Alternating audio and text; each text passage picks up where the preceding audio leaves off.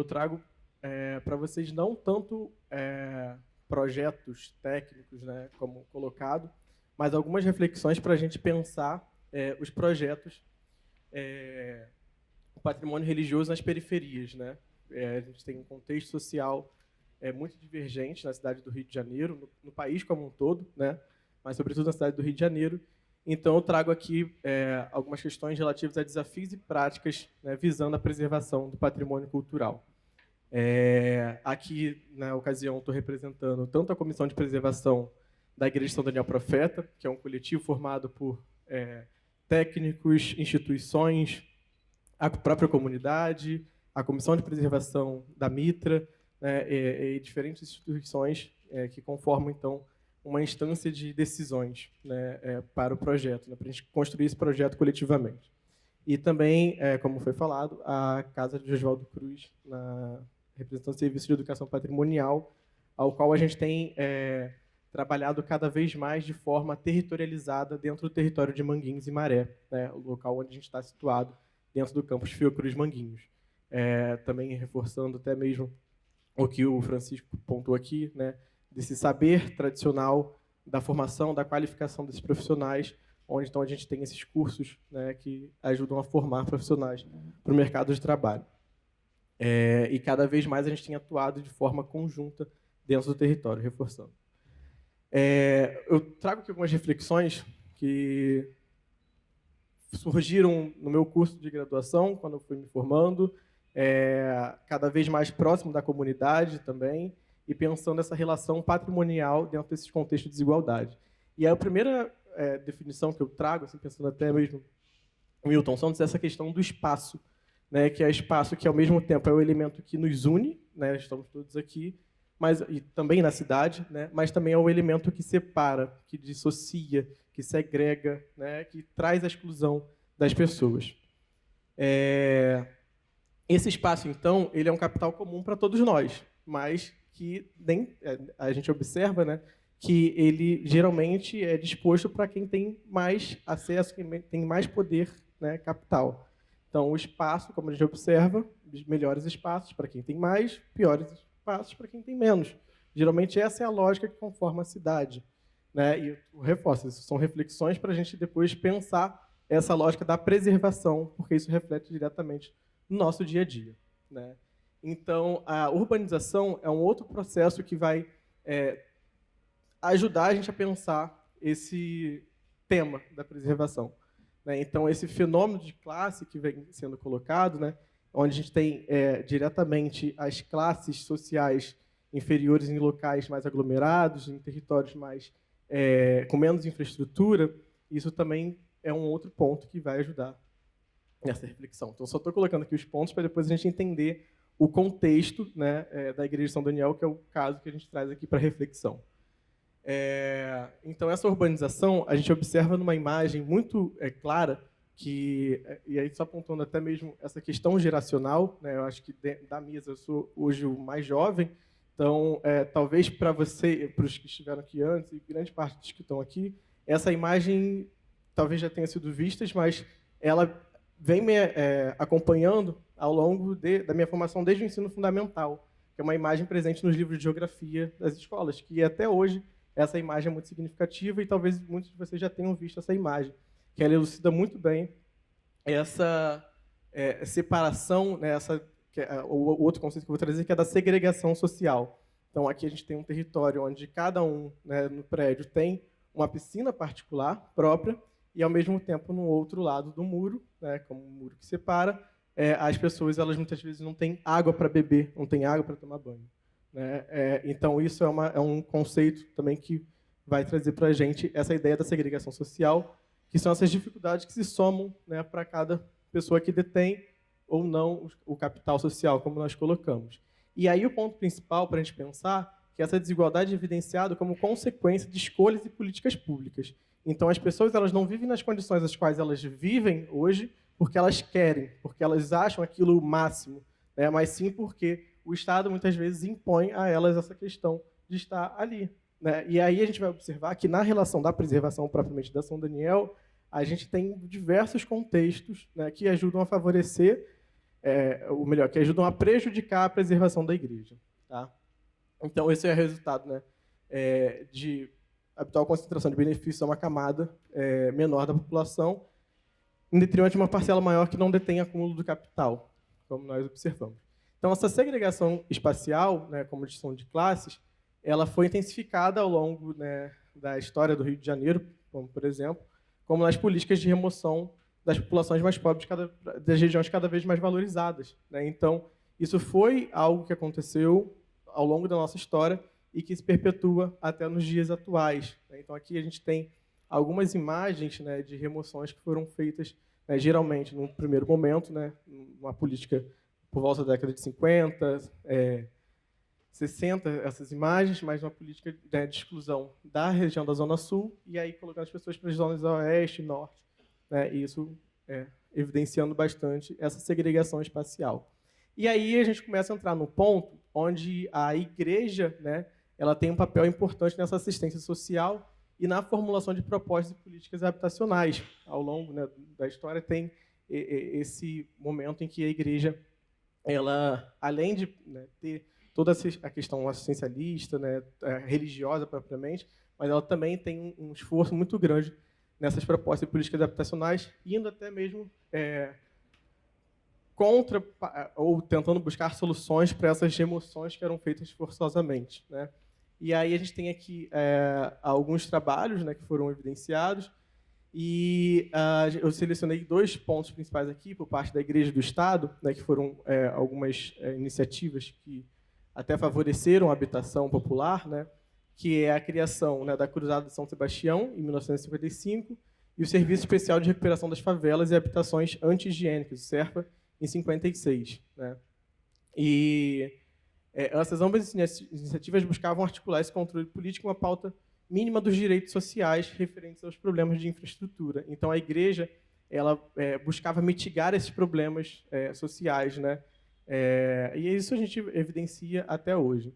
Então, tendo isso como ponto de partida nessa reflexão das políticas públicas, né, a gente parte, então, para o território de Manguinhos, a qual a gente está inserido, né, não só na Fiocruz, mas também a Igreja de São Daniel Profeta, e a gente precisa entender qual é essa questão territorial, né, que definições de paisagem, de territórios são esses, que espaços são esses conformados.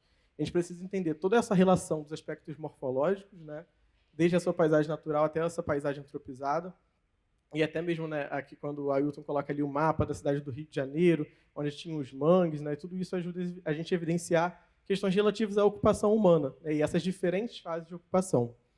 E essas paisagens são carregadas de signo. Então, por exemplo, Manguinhos, né, ela já tem uma ideia, né, de mangue.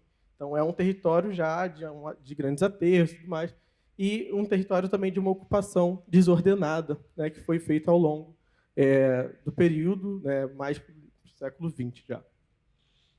E aí, para entender essa relação morfológica, a gente tem as questões, né, os rios e as ferrovias, né, que foram principais formas de ocupação inicialmente desse território, né, e se transformaram em vetores para essa ocupação e expansão do território. E a gente começa a entrar, então, nessa política pública que busca, né, trabalhar um assistencialismo, né, e começa a evidenciar a produção de uma outra arquitetura. E aí eu só queria fazer um parêntese, que até então a gente estava vendo sobre uma arquitetura erudita, né, as igrejas mais antigas, né, seculares, e aqui a gente já está falando, né, de um patrimônio moderno, um patrimônio, né, que está bem próximo da gente, de construção. Então, é uma igreja, para quem ainda não sabe, também não vou falar, vou deixar aqui, né, como mistério, mas é uma igreja de um arquiteto muito importante, né, um arquiteto modernista. Então, a ideia inicialmente, né, por enquanto eu estou contextualizando a parte territorial. Só ficar aqui atento ao horário também, para não passar muito, todo mundo com fome. Então, o que a gente tinha como Manguinhos, né, a gente tinha uma relação ali de Parque São José, que foi construído pela Fundação das Pioneiras Sociais para os funcionários da prefeitura. Então, isso já era uma ação, né, por parte do Estado, uma intervenção no território. Então, as construções eram basicamente alvenaria, né, que já tinha essa ideia de um caráter mais permanente. Geralmente, as construções, à medida em que as pessoas iam sendo removidas, eram nos conjuntos provisórios, né? Os CHPs da vida, Conjunto Habitacional Provisório, aí depois tem os PPPs, os parques proletários, né, provisórios também. E já em Manguinhos a gente já tinha uma ideia de uma construção em alvenaria, né, que já demonstrava um caráter mais permanente. E esse caráter mais permanente a gente vai ver também com a inserção da igreja, né? Então era composto de 180 casas ocupadas por servidores da antiga prefeitura, cuja remuneração não ultrapassava um salário mínimo, né, situado em zona não urbanizada, e a gente está observando que já é em área não urbanizada, né, onde residia numerosa população operária, incluindo favelados. E aqui é uma capa, uma reportagem do jornal O Globo, que evidenciava uma vida melhor para os habitantes do núcleo residencial do Estado. E aí, então, né, a gente tem um esforço muito grande, né, aqui a gente já consegue ter uma ideia de quem é o arquiteto da igreja, né, pelo próprio traço. Sim, é o Oscar Niemeyer. E aí a gente já tinha uma iniciativa do Estado por parte das primeiras damas, né? Então, inicialmente, a gente tinha a Laísa Rezende Safreira Alvim, né, que começou todo esse projeto de tentativa de urbanização do território, e depois, posteriormente, a Elba Sete Câmara, nesse período exatamente de transição da capital, né, do Rio de Janeiro para Brasília. Então, o Sete Câmara ele assume o governo, né, do Estado da Guanabara, e aí começa, né, a ampliar, né, esse programa de recuperação do Conjunto São José, que começou a ser desenvolvido então pela Laísa Safreira Alvim. Então, nesse sentido, foram planejadas diversas ações no Estado, dentre elas a construção da Igreja de São Daniel, profeta de São Daniel, hoje, né, com acréscimo profeta, né, que surge justamente nesse contexto de uma vida melhor, né? E isso já é uma iniciativa que demonstra um caráter mais permanente e não tão provisório. Porque, obviamente, uma igreja do Oscar Niemeyer, né, naquele boom da construção de Brasília, não tinha esse caráter de, não, vamos ficar aqui um tempo e depois vamos remover essas pessoas novamente. Não, então já tinha um caráter mais permanente.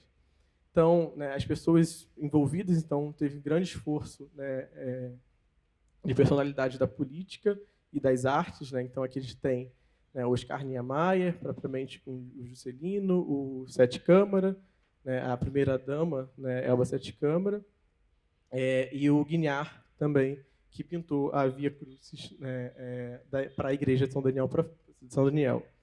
Então, para a construção, né, foi uma construção muito rápida, né? Ela iniciou em 14 de setembro e foi inaugurada em 2 de dezembro.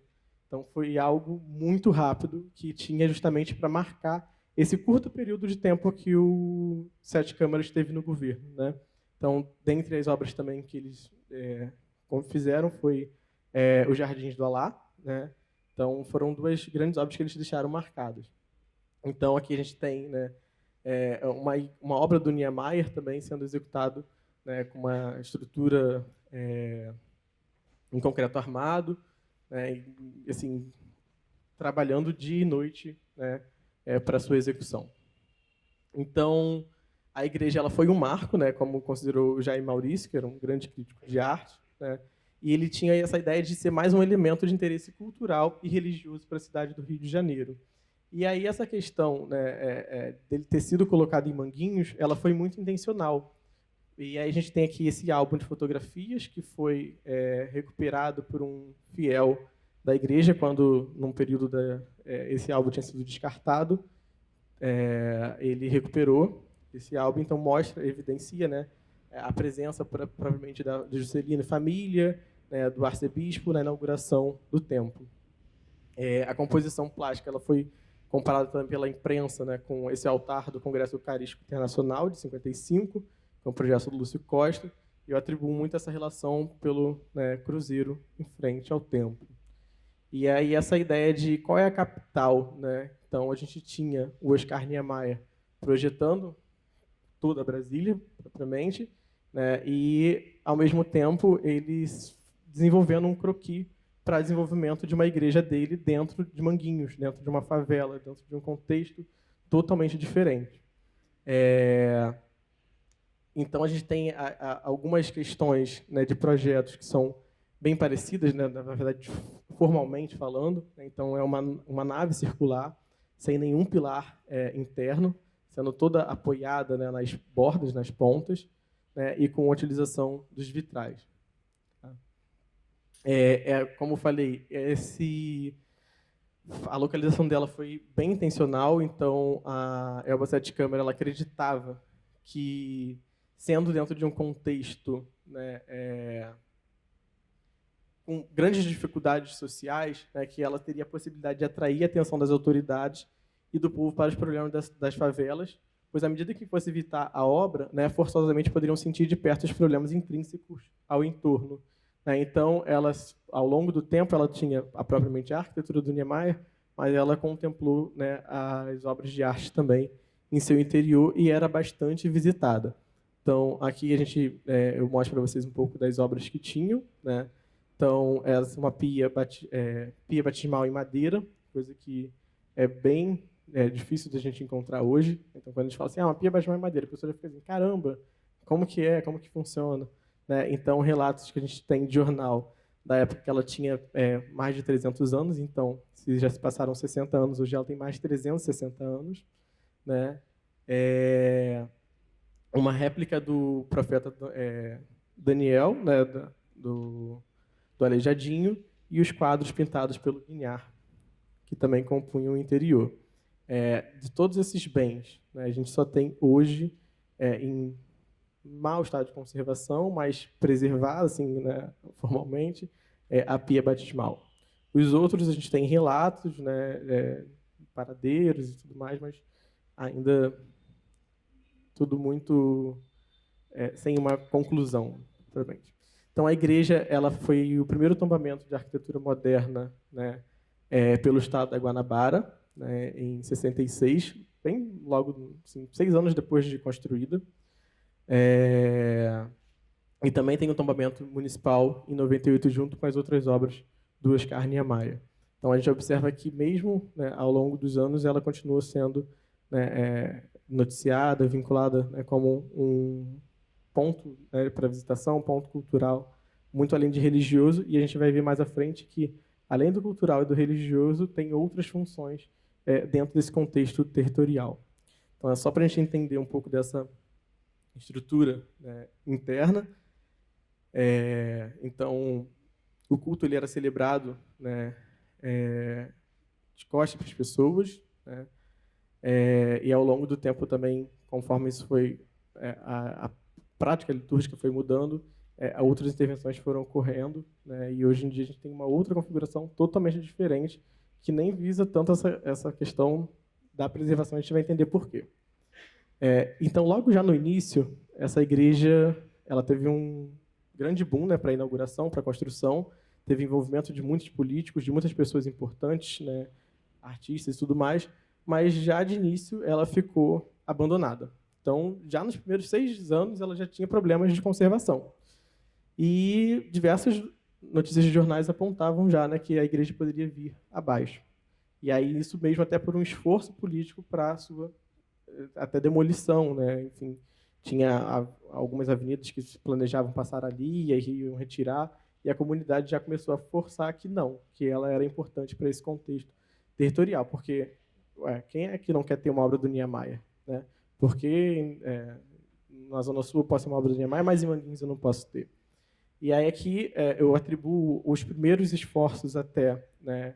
Isso pode ser um pouco contraditório, mas acho que não. Mas apesar dessas obras elas não estarem mais na igreja, porque elas foram retiradas, né, pela Lúcia Flecha Lima e Elba Sete Câmara, mas eu atribuo isso também como um esforço, inicialmente, tá? Como um esforço, né, de preservação, porque elas buscavam, ao longo dos anos, né,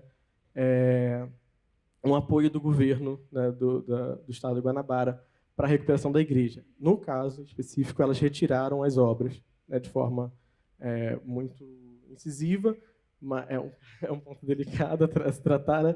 Mas o discurso era para a preservação, né? E essas obras ficaram de posse particular, mas a alegação era justamente essa de que a igreja não tinha condições de manter a obra, uma vez que era em madeira e a obra, né, estava começando a ter cupins.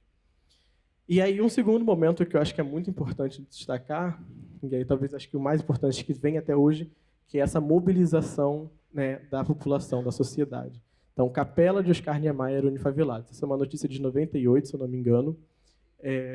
98, né? E ela evidencia, então, vocês já observam já que o altar já está totalmente diferente, de uma outra forma, totalmente descaracterizado, mas é o sentido do patrimônio onde as pessoas se identificam com ele, né? Essa igreja é importante para a gente vai manter ela. Se o Estado não vai fazer, eu faço. Então, foi esse sentido que eles fizeram, porque a igreja já tinha sido fechada, já tinha virado ponto, enquanto fechada somente para celebração de velórios, né, e geralmente de pessoas relacionadas ao tráfico, né, porque ela está num contexto totalmente vulnerável para conflitos urbanos. E aí a gente tem, então, esse patrimônio que foi totalmente negligenciado, né, ao longo dos anos, e ela foi descaracterizada. Então, onde tinha o campanário, né, virou aqui uma parte de um altar para uma santa. O altar, né, que a gente observa aqui também foi totalmente modificado, o piso, os bancos, ou seja, os vitrais que tinham, ao longo do tempo, pela violência urbana, né, das intensas trocas de tiro que foram sendo quebrados, não conseguiam ser substituídos porque as pessoas não tinham recursos para isso, foram substituídos por alvenaria e cobogó, né, então, ou seja, de original a gente só tem a estrutura. Então, aqui a gente já mostra que cupins da igreja ameaçam as obras do Guignard, né, Dona Elba Sete Câmara diz porque tirou a via sacra, e aí é esse discurso que eu já evidenciei para vocês. E aí teve um ponto bem importante que, ao mesmo tempo que a comunidade identificava que esse patrimônio é importante, o Oscar Niemeyer ele dizia que não incluiu a igreja, né, no livro dele, As Igrejas, não reconheceu como projeto dele, né, e ele não quis incluir porque ele dizia que já tinha sido muito modificado, e ele não reconhecia mais como projeto. Então, isso mostra um contraponto do patrimônio que, ao mesmo tempo que para o autor ela é insignificante, para a comunidade ela tem muita significância, né? E esse é um segundo momento, né, talvez terceiro momento, né, que foi uma mesa na Fiocruz, né, em 2010, que foi a 5ª Semana do Patrimônio. Aqui a gente tem a Michele, que é uma representante da comunidade, o Renato e a Cristina, colegas da Fiocruz, e aqui a Eliana Monteiro, né, que representava ali, então, como diretora, o INEPAC. E aí, nesse momento, tinha uma questão muito sobre a importância do tombamento. Assim, muitas pessoas não reconheciam o valor mais da igreja e até cogitavam, né, essa questão de um possível destombamento. E a fala da Michele foi no sentido de que os moradores do bairro reconhecem a igreja como um patrimônio. Se a igreja está de pé, é graças à comunidade. Gostaria muito de sair daqui hoje com um acordo de corresponsabilidade entre a comunidade e o Estado pela preservação desse patrimônio. E aí, a Liana, nessa ocasião, então, né, ela relatou que tirou qualquer dúvida já levantada no passado sobre a relevância do tombamento da igreja. Então, se no passado tinha tido alguma dúvida sobre o tombamento, o patrimônio, né, então reconhecia mais uma vez essa importância e se manteve o tombamento. E está fechando já. Aqui, então, a gente tem a forma, né, como que o Estado geralmente entra nas comunidades, né? Então, num primeiro momento, talvez com as intervenções, e já no segundo momento, com grandes operações policiais. E a gente vê exatamente esse entorno aqui, né? Mas porque as pessoas são assim? Não, porque falta, né, a política pública, porque a praia todo dia suja, mas tem lá uma pessoa para varrer, tem uma pessoa para catar o lixo. E aí aqui, por que aqui é dessa forma? É somente porque as pessoas não têm educação, porque as pessoas não são porcas, vamos colocar assim, né, de modo geral, que as pessoas, né, geralmente falam? Não, é porque falta sim educação? Falta, mas falta ações de políticas públicas nesse território.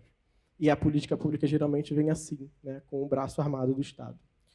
E aí, um outro momento, e aí, nesse momento da Fiocruz eu ainda não fazia parte do corpo, eu conheço a igreja a partir da Patrícia, minha colega de graduação, isso em 2015, onde a gente começa, então, a estudar o território de Manguinhos, a partir do PAC, né, que foi uma outra forma de intervenção do Estado, que dizia ouvir as pessoas, mas que, na verdade, tudo que as pessoas falavam, nada disso foi executado. O que foi executado foi o que gerou grande verba, né, como a elevação da linha do trem. Então, a gente fez um trabalho de ouvir as pessoas, né, de fato, para entender o que não foi resolvido, o que elas disseram que tinha sido resolvido, mas não tinha sido resolvido. Então, a gente desenvolveu um caderno de atividades. E aí, nesse momento, essa figura importante, a Helenice, ela pegava o mapa e mostrava: aqui é minha igreja, olha, aqui a gente tem uma igreja do Niemeyer, você conhece? Você é estudante de arquitetura, mas isso aqui é muito legal, é muito importante. Você quer ir lá conhecer? A gente precisa de ajuda. Então, aquele entusiasmo, né, me cativou e foi onde a gente começou a entender essa relação, e junto da Patrícia e da Helenice, hoje a gente tem um pouco desse desenvolvimento da Comissão de Preservação. Então, a igreja, como eu falei, ela não é mais só um centro religioso, né, nem mais só um centro cultural, mas ela também tem esse caráter de centro comunitário e de memória. Então, a gente identifica alguns valores, como o próprio valor de uso, que é importante, o valor simbólico, de coletivismo, social, identitário, histórico, cultural, artístico e propriamente arquitetônico. Então, são esses diferentes valores que a gente começa a identificar e que ajudam a gente a seguir, né, nessa luta. E aí aqui é um fórum comunitário de saúde, né? Então, vamos conversar sobre a greve. Quais os motivos da greve? Está faltando remédio? A clínica vai fechar? Então, isso aqui é uma ação dentro do território, onde a gente vê que a igreja, ela, para muito além, né, como eu falei, desse centro religioso, ela tem uma importância significativa na construção de políticas públicas no território. Então, essa participação social, ela é um direito constitucional, então as pessoas elas devem, de fato, ser ouvidas, e aí isso atribui, né, essa fundamentação que a gente orienta as práticas e as políticas em que a gente vem desenvolvendo com a comunidade, né, com um processo de diálogo, escuta e interlocução bastante ativos e partilha de decisão. Antes de eu acessar aqui, eu recebi uma mensagem: preciso falar com você urgente. Era dessa pessoa aqui. Né? E aí eu falei assim: pronto, o que vai acontecer? Oi, Helenice, o que foi? Então, quais são os próximos passos? O que o Francisco fez? E aí, né, até mesmo agradecer, eu vou falar um pouco mais desse processo, mas o Francisco já fechou o orçamento, já mandou, qual a data? Né? Então, eles ficam num processo, porque a Deise também, né, ela fica cobrando: nossa, mas já se passaram 10 anos, o meu tempo de validade já está vencendo, eu quero ver esse projeto pronto. Então, é uma cobrança demasiada, mas que, pelas políticas públicas, de modo geral, a gente tem muitas dificuldades. Até mesmo para ir fazer um levantamento, porque no dia que a gente está indo fazer o levantamento, tem, não sei se eu botei aqui a foto, mas tem uma foto de um caveirão, né, porque o caveirão está lá dentro. Então, a gente vai se arriscar, né, mas as pessoas que estão lá, elas já estão totalmente no risco. Então, tudo isso interfere no nosso projeto de participação e de escuta. Então, ou seja, essa tarefa de proteger e promover o patrimônio cultural deve ser feita pelo poder público, junto com a comunidade, numa partilha de responsabilidade. Né? E aí a gente tem, né, muito desse esforço compartilhado até com o INEPAC, que vem assim, cansadamente com a gente. Então, essa educação patrimonial é um processo que a gente vem desenvolvendo, né, para essa compreensão do indivíduo, né, dentro do seu contexto. Vou só passar aqui algumas fotos e algumas ações que nós fizemos com a comunidade. Então, foram algumas reuniões com o INEPAC, né, nesse processo de escuta, com a Dona Penha, que, pela Dona Penha, aquela pia batismal tinha ido para uma fogueira, mas pelo filho dela, que recuperou aquele álbum de fotografia, ele guardou também a pia batismal. Então, graças ao filho dela, a pia está salvaguardada, mas por ela já tinha ido para a fogueira. E aqui, né, a igreja, a placa, né, de um bem tombado estadual, toda metralhada, porque justamente nesse contexto territorial a gente tem um grande confronto, né, armado. Algumas ações que nós fizemos quando a igreja completou 60 anos, então um selo comemorativo, né, uma linha do tempo para que as memórias deles fossem sendo despertadas e eles fossem ajudando a gente a contextualizar. Então, grandes fatos, né, que a gente tem hoje registrados foram das memórias, das fotografias que eles trouxeram. Então, há algumas atividades que são feitas na comunidade, a camisa comemorativa, postais que ajudam também, né, nesse trabalho. Então, muitas vezes, até os meninos que trabalham, né, no tráfico, vamos colocar assim já direto, eles vêm assim: olha aqui a imagem da igreja antiga, olha como que ela era. Às vezes está em alguma atividade de obra, eles vêm conversar com a gente: vão reformar? Vai fazer o quê? Então, né, de alguma forma, a gente está sensibilizando. Né? Os materiais que foram sendo atribuídos pela própria comunidade, então a gente observa materiais feitos por eles para arrecadar fundos para as atividades. já que uma parte do Instagram que a gente desenvolveu para trazer algumas temáticas relacionadas à preservação. Então, para quem quiser seguir também, é São Daniel Profeta, tá? Até para vocês terem uma ideia. Reuniões online no período de pandemia, oficina de poesias, né? Essa foi oficina virtual de poesia popular, né? Então, para fechar, né, mais de 6 décadas as pessoas continuam vivendo, né, numa exclusão social, né, numa anomia, né, onde as regras e as leis cada vez mais estão, né, no território, né, o Estado cada vez mais distante em grande parte das questões, mas esse valor patrimonial, né, ele suplanta toda a materialidade. Então, é para muito além da própria igreja, são as festividades, são as atividades, são os cultos, né, que permanecem até hoje. Então, de fato, esse patrimônio ele é celebrado como elemento de coesão social. Então, a igreja ela une toda a comunidade, ela ajuda a transformar essa realidade, né? E a participação social ela se faz necessária para a construção de uma sociedade mais igualitária e democrática. Então, aqui, para fechar mesmo, né, algumas ações, e até mesmo agradecer, né, o Francisco, que chegou somando muitos esforços, né? Então, não temos plantas, assim, a gente até tem, né, mas não trouxe aqui para ilustrar, porque acho que não era esse o objetivo, mas algumas ações que nós conseguimos graças ao apoio, né, somado com a Mitra, né, com a Comissão de Preservação. Então, trouxe o Francisco, conseguiu, junto à prefeitura, aos órgãos, né, um escoramento, porque a igreja estava, de fato, cada vez pior. Se a estrutura era o que tinha de original, a gente estava prestes a perdê-la. Então, eles colocaram lá a igreja de São Leão fechada temporariamente para reformas, né, aqui algumas imagens da gente em levantamento. E além, né, propriamente, como eu falei, na Fiocruz, a gente, além dessa parte da ação da arquitetura, a gente tem trabalhado outras questões relativas. Então, esse aqui foi um curso que nós fizemos sobre caixas de acondicionamento de acervo, e nesse daqui nós fizemos uma caixa para o livro de tombo da Igreja São Daniel. Aqui a gente está pedindo para reforçar. Então, essa aqui, como uma ação territorializada, essa aqui é a Daniele, ela trabalha no arquivo da Cúria, né? Então, ela, né, nessa parceria que a gente tem feito cada vez mais com o território, a gente tem trazido as pessoas da igreja para esses cursos, né? A gente, então, fez uma caixa de condicionamento, porque o livro ficava guardado numa sacola plástica, aquela mais durinha, mas ele ficava guardado ali. Um documento, né, que mostra até mesmo o batismo, né, do filho, de grandes pessoas que foram batizados lá, até mesmo da própria comunidade. Enfim, e aí foi feita aqui a caixa de condicionamento e está lá. E a igreja permanece viva, né, mesmo com as obras. Esse foi o último final de semana, onde foram feitas as festividades, né, as tradições, né, estão ali permanecendo. Festas católicas, tradição. E aqui, para encerrar, né, eu trago muito...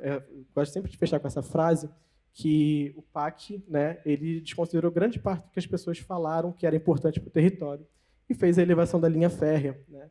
E uma dos pilares dessa viga está escrito assim: quer paz, invista em... Aí no outro pilar está escrito educação. A gente pode colocar educação, saúde, patrimônio, cultura, né? A gente pode colocar qualquer coisa. Então, se a gente quer paz na nossa sociedade, a gente precisa investir em políticas públicas que ajudem a construir uma sociedade mais justa, igualitária, enfim.